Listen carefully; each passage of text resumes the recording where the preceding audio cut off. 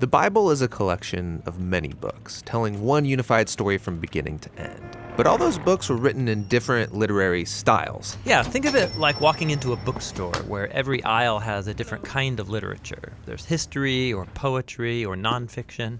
And when you choose an aisle and pick up a book, you're going to have very different expectations, different things that you're looking for. Right, they're all literature, but they communicate in really different ways. Yes, and so the same thing is true for the Bible. If you don't pay attention to what style it's written in, you will miss out on the brilliance of each book. So, what are the main types of literature in the Bible? Well, first and foremost is narrative. It makes up a whopping 43% of the Bible. After that is poetry, which is 33% of the Bible. And then there's what you could call prose discourse, which makes up the remaining 24%. Nearly half the Bible is narrative. Yes, and this is no accident. Stories are the most universal form of human communication. Our brains are actually hardwired to take in information through story. And stories are really enjoyable.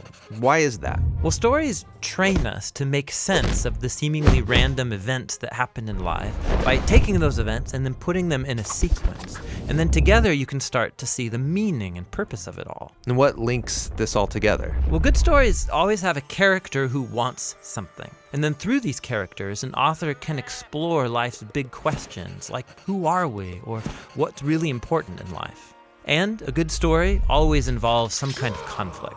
Some challenge to overcome, just like in our own lives. And that forces us to think about our own challenges, why there's so much pain or disappointment in the world, and then what can we do about it? And stories usually end with some kind of resolution, giving us hope for our own stories. Since these are Bible stories, are the characters showing me how I should live? Yeah, that's not quite the point. Most Bible characters are deeply flawed. You should not be like them. But we are supposed to see ourselves in them, which helps us then see our lives and failures from a new perspective. And without even realizing it, these stories will start to mess with you and change how you see the world and other people and yourself. Now, there are different types of narrative in the Bible. Yeah, there's historical narrative, but also narrative parables, short biographical narratives like the four Gospels. We'll look at all these in later videos. Okay, next up is poetry, which honestly, I don't read a lot of. Yeah, you're like most people. But 1 out of every 3 chapters in the Bible is poetry. Yeah, why so much poetry? Well, poems mainly speak through dense, creative language, linking together images to help us envision the world differently. Poems use lots of metaphor to evoke your emotions and your imagination. Lots of fancy language, but wouldn't it be easier just to tell me what I need to know? Well, think about it. In life, we tend to form mental ruts, and we think in these familiar, well-worn paths that are very hard to get out of through logic or reasoning. And what good poetry does is force you off the familiar path into new territory. Sneaky. And there's different types of poetry in the Bible. There's lots of types of songs or psalms. There's the reflective poetry of the wisdom books, and then the passionate resistance poetry of the prophets. Okay, the last big literary type is called prose discourse, and it makes up a quarter of the Bible.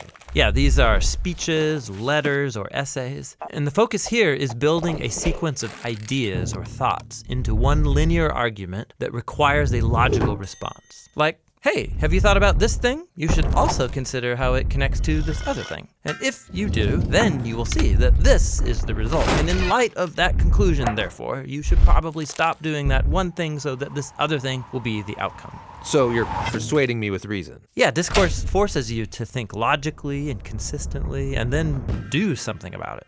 Biblical discourse is found in law collections, in wisdom literature, and the letters written by the apostles.